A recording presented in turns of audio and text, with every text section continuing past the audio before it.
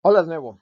El día de hoy hablaremos sobre el origen y evolución de la fotosíntesis, revisando distintas evidencias. Primero que nada, vamos a establecer qué llamamos fotosíntesis.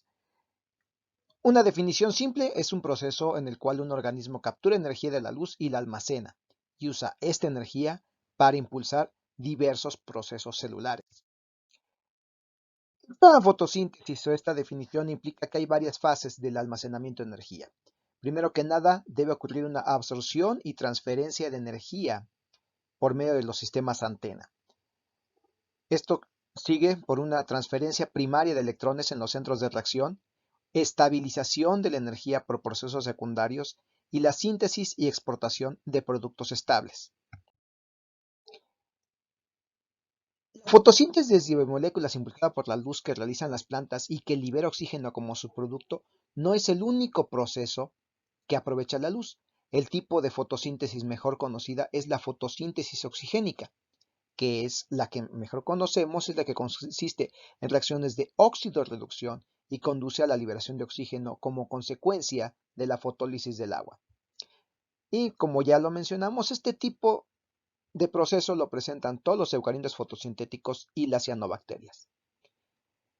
En otros grupos de procariontes, existen grupos como las bacterias púrpura o las bacterias del azufre que aprovechan la luz para impulsar reacciones biosintéticas, pero sin la liberación de oxígeno, motivo por el cual se dice que su fotosíntesis es anoxigénica.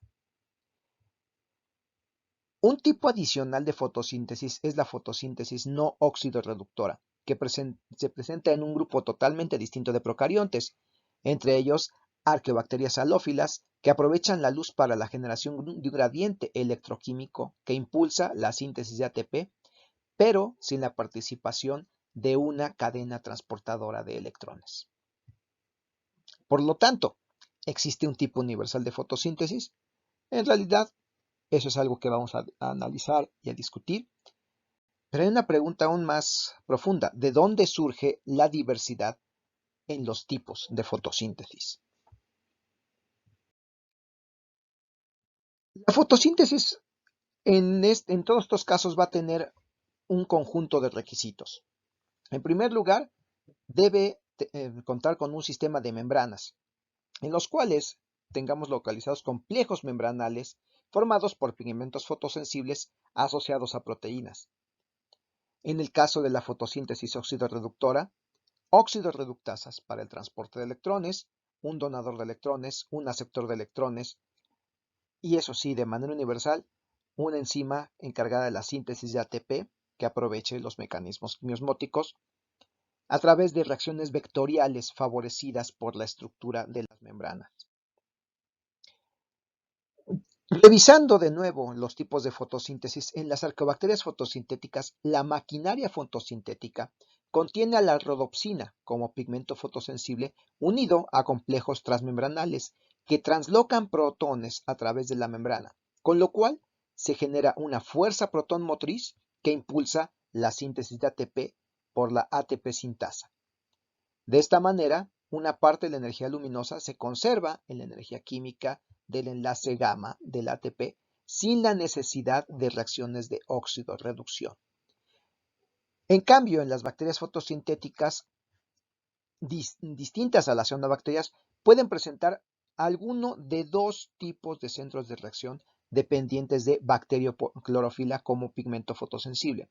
En estos casos, la luz impulsa una cadena de transporte de electrones a través de diferentes aceptores unidos a la membrana, que van a utilizar el poder reductor, ya sea para la síntesis de ATP a través de un mecanismo quimiosmótico, o bien pues la fijación reductora de carbono y o de nitrógeno.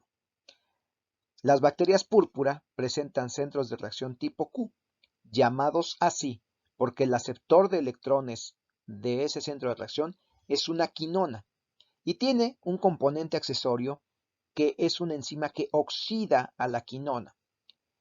Esta oxidación va a impulsar el bombeo de protones hacia un lado de la membrana, lo cual genera el gradiente transmembranal de protones que finalmente impulsa la síntesis de ATP por la ATP sintasa insertada en la membrana. En cambio, las bacterias verdes del azufre van a presentar un centro de reacción de tipo hierro-azufre, debido, o el nombre se le da, porque el aceptor final de electrones es una proteína con un centro hierro-azufre. Este centro redox es el que va a transferir los electrones a las enzimas encargadas de la fijación reductora de carbono o la fijación reductora del nitrógeno. También en este tipo de bacterias, la síntesis de ATP se lleva a cabo principalmente por un mecanismo quimiosmótico, pero en este diagrama no se presenta la estructura de la ATP sintasa. Las cianobacterias van a presentar dos tipos de fotosistemas y también eso va a ser común a los cloroplastos. Los dos tipos de fotosistema van a ser representativos de los dos tipos de reacción. El fotosistema 2 tiene un centro de reacción tipo Q, porque transfiere los electrones a la plastoquinona, y el fotosistema 1 tiene un centro de reacción tipo hierro-azufre, porque transfiere los electrones a una proteína fierro-azufre que finalmente se los cede a la ferredoxina, otra proteína hierro-azufre.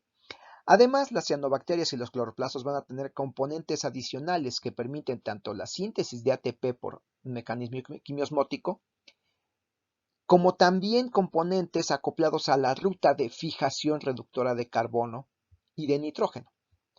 Esto en las cianobacterias. Los cloroplastos de las plantas ya no tienen la capacidad de fijar nitrógeno, pero sí de fijar carbono.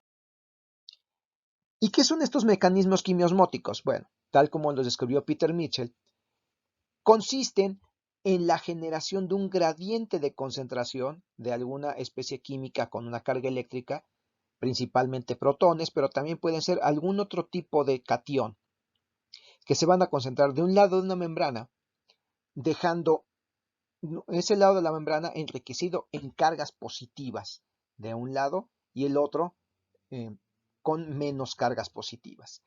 Este mecanismo se aprecia en mitocondrias entre la membrana interna de la mitocondria y el espacio intermitocondria que está entre las dos membranas, la membrana interna y la membrana externa, pero también en los cloroplastos en la membrana tilacoidal, donde se establece una diferencia de concentración de protones entre la luz del tilacoide y el estroma, pero también en las membranas bacterianas, este gradiente de concentración se establece entre el citosol y el espacio intermembranal o periplasma. Esta diferencia de concentración de protones o de cationes, en el caso de ciertas bacterias, va a ser una forma de energía potencial que impulsa la acción de la ATP sintasa, que está universalmente localizada en membrana en todos los organismos conocidos. Los gradientes iónicos van a ser un vínculo universal entre procesos químicos en la célula y distintos procesos fisiológicos de trabajo celular. Este gradiente protónico va a depender de distintos procesos. Aquí se ejemplifica uno, que es el que se ocurre en las mitocondrias, de la oxidación de coenzimas reducidas, lo que impulsa una cadena de transporte de electrones hasta un aceptor final de electrones. Y este gradiente protónico, pues entonces echaría a andar a la ATPasa membranal. Pero también está asociado a procesos como la generación de calor, el transporte activo de iones o la rotación del flagelo bacteriano, como algunos de los ejemplos más representativos. El ATP, producido por la ATPasa membranal, al ser hidrolizado, va a producir bioluminiscencia, que es una forma de trabajo y de comunicación entre las células, y las ATPasas membranales también van a estar asociadas a fenómenos de visión en animales, actividad muscular y neuronal, y transporte iónico y molecular. Entonces, el corazón de los procesos bioenergéticos de las células va a ser en la generación de este gradiente protónico en los organismos conocidos hasta el momento. Hay que enfatizar que la fijación de carbono no es inherente a la capacidad fotosintética y que se conocen otras rutas para la fijación de carbono, además del ciclo de Calvin. Aquí presentamos el caso de distintos grupos fotosintéticos y el mecanismo de fijación de carbono. Cianobacterias y eucariontes fotosintéticos, que son los más conocidos por la mayoría de la gente, utilizan el ciclo de Calvin como mecanismo para fijación de carbono. Este ciclo de Calvin también está presente en muchas de las bacterias púrpura que tienen una fotosíntesis óxido-reductora, pero es anoxigénica. Las bacterias verdes del azufre van a utilizar una ruta distinta al ciclo de Calvin, que es el ciclo de los ácidos tricarboxílicos, pero en sentido reverso, que prescinde de las rutas de descarboxilación y que carboxila a los sustratos. Las bacterias filamentosas autotróficas, que son otro grupo de bacterias fotosintéticas, van a utilizar una ruta ausente en la mayoría de eucariontes, que es el ciclo del 3-hidroxipropionato para la fijación de carbono. Y otros grupos de organismos fotosintéticos, como las celebacterias gram positivas y las arqueas halófilas, no tienen un mecanismo de fijación de carbono y por lo tanto dependen de fuentes reducidas de carbono, es decir, de carbohidratos, de aminoácidos o ácidos grasos, para obtener su fuente de carbono. Por lo tanto, ser fotosintético no siempre es sinónimo de ser autótrofo. La luz impulsa una cadena de transporte de electrones en los organismos fotosintéticos que llevan a cabo esta fotosíntesis óxido-reductora.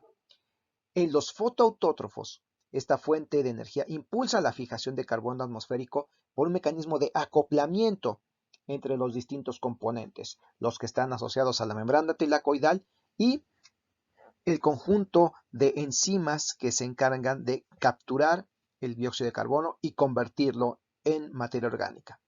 Las plantas, algas y cianobacterias son organismos fotoautótrofos porque presentan estos mecanismos acoplados. Pero recordemos que existen muchos otros organismos fotosintéticos, como las bacterias púrpuras, las bacterias verdes, que pueden o no tener un mecanismo de fijación de dióxido de carbono. La identificación de grupos fotosintéticos en un árbol que comprende a los 3 dominios muestra que ni siquiera los organismos que realizan la fotosíntesis óxido-reductora van a tener un ancestro común, sino que la capacidad fotosintética se encuentra en organismos filogenéticamente muy distantes. La presencia de los dos centros de reacción del tipo de cianobacterias que se encuentra en los eucariotes fotosintéticos se explica por cuando menos un proceso de endosimbiosis de alguna cianobacteria ancestral en un eucarionte ancestral. Esta hipótesis cuenta con distintas evidencias como las que vamos a mostrar más adelante. Para explicar que existan dos tipos de centros de reacción y cómo adquirieron las cianobacterias ambos fotosistemas, hay varias hipótesis, no necesariamente excluyentes. Hay evidencias que apuntan al origen de ambos centros de reacción en un procarionte ancestral y la pérdida selectiva de uno u otro complejo en los distintos linajes de organismos fotosintéticos. Por otro lado, la hipótesis de fusión plantea un origen independiente para cada centro que después van a converger para dar origen a las cianobacterias en un momento temprano de la historia de la Tierra.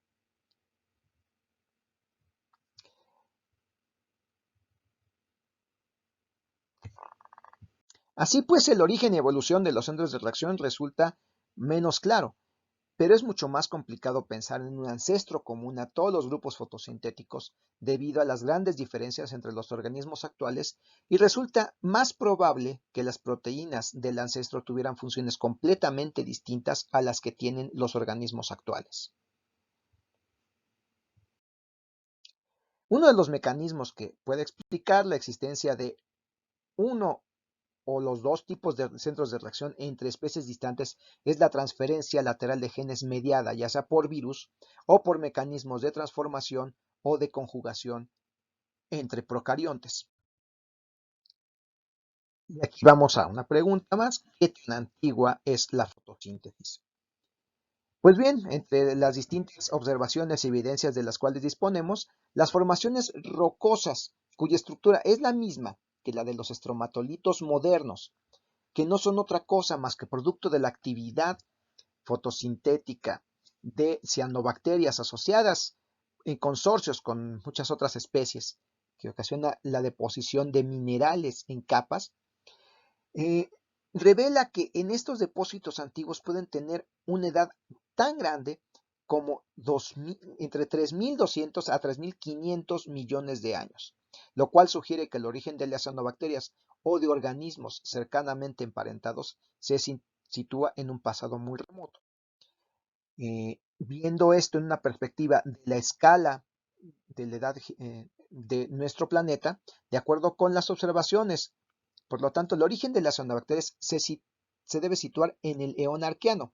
La actividad fotosintética de las cianobacterias fue contribuyendo a un aumento gradual en las concentraciones de oxígeno durante al menos 1.000 millones de años, lo cual fue la causa del primer evento de cambio climático del que se tiene evidencia, con un cambio primero de la atmósfera reductora a un ambiente oxidante pobre en CO2 atmosférico ya para ese momento de la acumulación de oxígeno en la atmósfera, que además condujo a una caída en la temperatura global, lo cual después se fue recuperando a lo largo de todo el eón proterozoico hasta llegar al eón fanerozoico. El modelo de la aparición de las cianobacterias y la fotosíntesis oxigénica se sustenta en distintas evidencias, como el análisis de los estratos precámbricos, que revelan la presencia de minerales enriquecidos con ciertos isótopos o que presentan compuestos de carbono derivados de sustancias que se encuentran solamente en uno o varios grupos de organismos fotosintéticos. Muchos de los fósiles tienen morfología muy parecida a la de grupos de procariontes actuales. La formación de depósitos minerales ricos en hierro aparece de manera discontinua en los registros estratigráficos, pero la formación de estos sedimentos no es posible en presencia de oxígeno, lo cual sugiere el aumento gradual de las concentraciones de oxígeno hace más de 2.000 millones de años. El pico máximo en la concentración de oxígeno hasta un 30% del gas atmosférico durante lo que corresponde al carbonífero coincide, entre otras cosas, con abundantes evidencias fósiles de plantas terrestres sobre la Tierra, sobre la faz de la Tierra, ya libres del ambiente acuático, artrópodos de gran tamaño, y que además en conjunto sugieren una actividad fotosintética muy alta y remoción de carbono hacia capas inferiores de la Tierra, quizás por procesos geológicos. No menos importante, la aparición y proliferación de formas de vida eucarionte fue posible después de que las concentraciones atmosféricas de oxígeno fueron grandes, lo cual favoreció la aparición de los eucariontes y después la aparición y proliferación de organismos pluricelulares derivados de ellos mismos.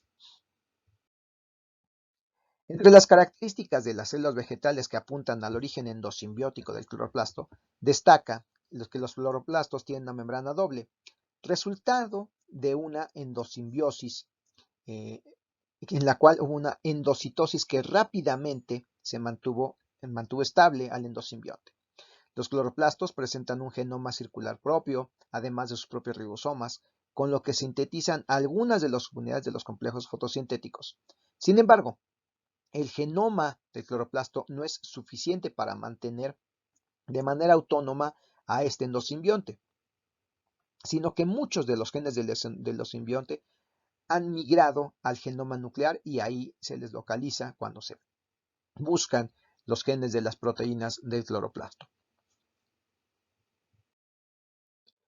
La glaucofita cianófora paradoxa presenta un orgánulo de tamaño considerable llamado cianelo o cianela, que es algo más bien parecido a una cianobacteria viviendo de manera estable en el huésped y que además no solamente conserva gran parte de su genoma, sino que también conserva el remanente de la pared celular. Estas características sustentan el origen endosimbiótico del cloroplasto. Estamos viendo algo como un organismo que se quedó congelado en el tiempo con la cianobacteria interior.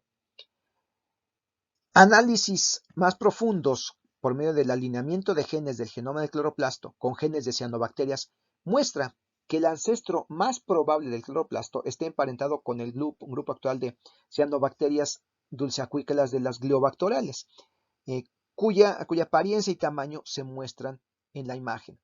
Gliomargarita lithophyra tiene una estructura y composición de genes más similar a ese grupo de cianobacterias y a los cloroplastos de las plantas actuales.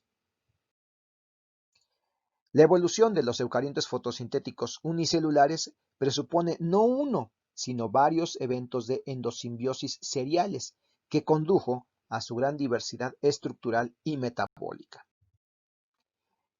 Por lo tanto, entre las conclusiones personales que les puedo proporcionar sobre estas evidencias es que distintos componentes de la maquinaria fotosintética tuvieron origen independiente. En un grupo de organismos, muchos componentes se pueden ensamblar y actúan de manera coordinada. Las combinaciones que lleguen a producir un mejor acoplamiento energético y metabólico deben contribuir a mejores adaptaciones en el organismo. Esta naturaleza modular produce muchas combinaciones posibles, de las cuales una buena proporción debe ser exitosa. Y el análisis, el estudio del origen y evolución de la fotosíntesis nos sugiere que diversos procesos evolutivos han estado participando, desde duplicación de genes, divergencia de genes, transferencia lateral de genes, eventos únicos o seriales de endosimbiosis y otros factores, quizás geológicos, de los cuales todavía no tenemos muy bien claro cuál ha sido su papel.